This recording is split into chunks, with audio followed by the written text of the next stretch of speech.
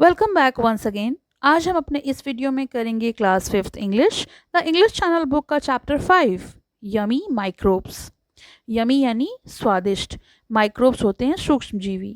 तो चलिए इस चैप्टर में देखते हैं कि क्या सूक्ष्म जीवी जो हैं वो स्वादिष्ट भी हो सकते हैं, फ़ायदेमंद भी हो सकते हैं। First of all, look at the names of the dishes in column A.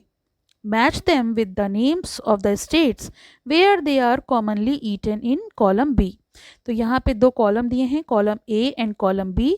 Column A में डिशेस के नेम्स दिए हैं जो कि कॉलम बी में स्टेट से बिलोंग करते हैं। तो फर्स्ट वन है litti chokha which is belong from Bihar. Second one is dal baati churma, it is commonly eaten in Rajasthan. Dhokla from Gujarat, appam from Kerala, momos from Sikkim, and pav bhaji from Maharashtra. We all have a dish that we love eating. तो हमारे पास कोई ना कोई व्यंजन ऐसा होता है जो हमें बहुत पसंद होता है, जिसे हम खाना बेहद पसंद करते हैं। किसी को डोसा पसंद है, किसी को इडली, किसी को चाउमीन पसंद है, किसी को कुछ और पसंद है। लेकिन ये सारी डिशेस जो हैं कहीं ना कहीं से बिलोंग करती हैं।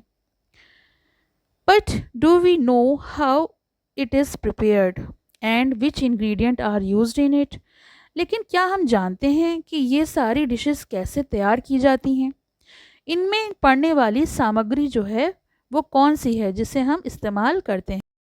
Let us find out what Babbi discovers about dosas that leaves her surprised and puzzled. तो आइए जाने कि बब्बी का डोसे की जो प्रिपरेशन थी उसके बारे में उसे पता चलता है, तो वो कैसे आश्चर्यचकित और हैरान हो जाती है। Babbi tugged urgently at her mother's kurta. Babbi ने तुरंत अपनी माँ के कुर्ते को खींचा। Mum, there is some white gooey stuff oozing out of that big pan on the kitchen slab, she whispered. वो फुसफुसाई और उसने अपनी माँ से कहा कि जो रसोई में स्लैब है, जो लिंटर होता है जिस पे खाना बनाया जाता है, उसमें जो एक बड़ा सा पैन है उसमें से कुछ ऐसी चीज़ बाहर निकल रही है, सफ़ेद रंग की चिपचिपी, वो लिड से बाहर आ रही है। माई dosa batter, mum muttered and transferred some of the gooey liquid into another pan. माँ तुरंत बुदबुदाई, अरे मेरा डोसा बैटर, क्योंकि उसे याद आया कि उसने डोसा बैटर में फर्मेंटेशन होने के लिए रखा था। उसने अपने डोसा बैटर को, जो कि गुई गुई का मीन्स होता है फ्लोइंग आउट स्लोली, धीरे धीरे बाहर निकलना, तो जो वो लिक्विड धीरे धीरे बाहर आ रहा था उसको उसने अनदर पैन, दूसरे पैन में ट्रांसफ़र किया। How did the white stuff push upon the lid from inside, Bubby asked. Bubby ने पूछा कि ये जो वाइट स्टफ है, जो खमीर है, वो कैसे अपने ढक्कन को खोल के बाहर आ सकता है। I have kept this dosa batter for fermenting. माँ ने कहा, मैंने ये डोसा बैटर फर्मेंटिंग यानी खमीर उठाने के लिए रखा था। The batter was prepared from rice and pulse and had some beneficial microbes in it। और ये बैटर जो है, ये घोल जो है कैसे तैयार होता है, चावल और दाल से तैयार किया जाता है और साथ ही साथ इसमें कुछ लाभकारी रोगाणु भी होते हैं। They have cause the batter to rise, और इन्हीं के कारण जो बैटर है वो उठकर दुगना हो जाता है। मम बिगिन एक्सप्लेनिंग, मम ने यानी माँ ने उसको समझाना शुरू किया। How is that possible, exclaimed बबी। बबी ने कहा, ये कैसे संभव हो सकता है। Bubby looked at the mother puzzled.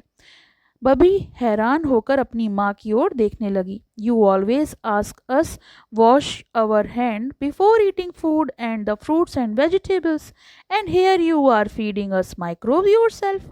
तो बबी ने उसे माँ से कहा कि तुम तो हमेशा मुझसे ये कहती हो कि खाने से पहले हाथ धो लो, फ्रूट्स को धो के खाओ, वेजिटेबल्स को धो के खाओ, वरना जो माइक्रोब्स हैं वो तुम्हारे अंदर चले जाएंगे, और तुम ही मुझे रोगाणु खिला रही हो, माइक्रोब्स खिला रही हो। देखिए ये एक बबल में दिया हुआ है। माइक्रोब्स अपने लिए बताते हैं, we multiplying in the batter and break down the carbohydrate present into acid. तो वो कहते हैं हम मल्टीप्लाई होते हैं, यानी गुणा करते जाते हैं, बढ़ते जाते हैं और गुणा करते करते हम मौजूद कार्बोहाइड्रेट को एसिड में तोड़ देते हैं।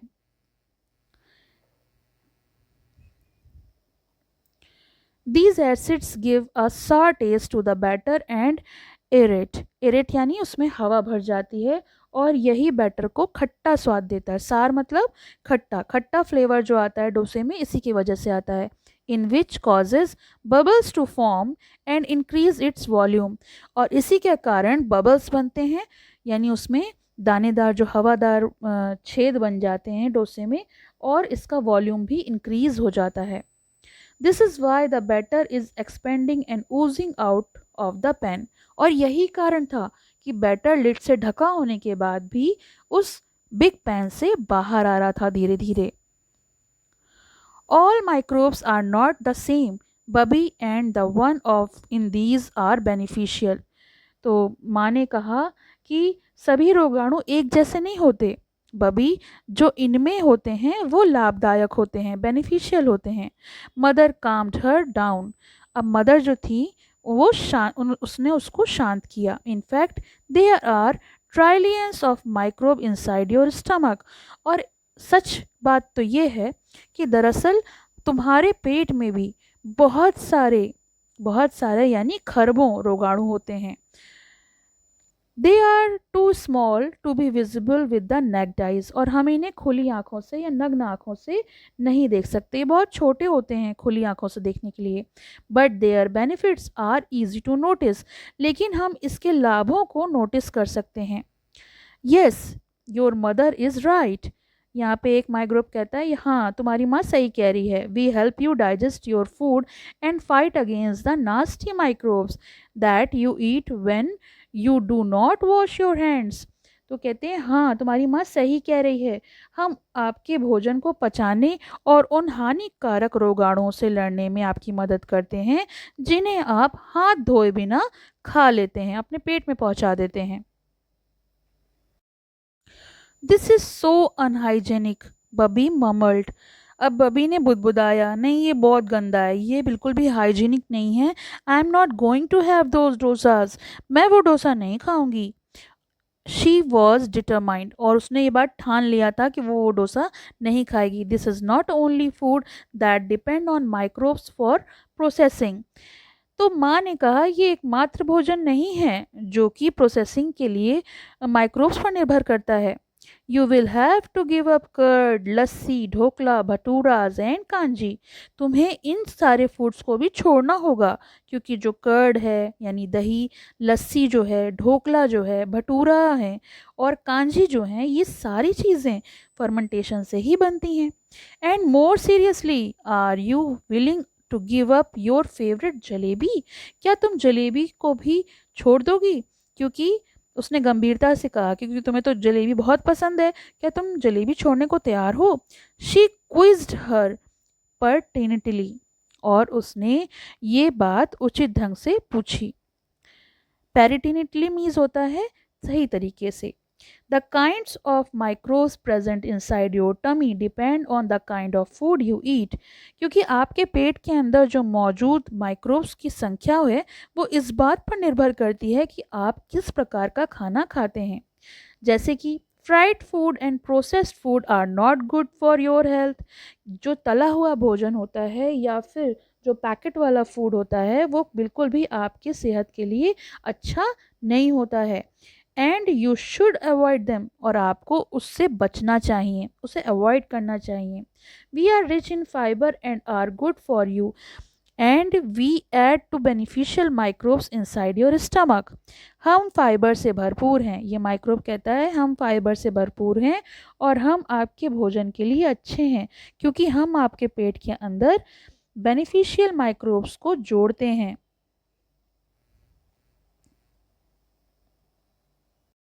Remember last month when you had a stomach infection and we had to give you a course of antibiotics? Mother asked.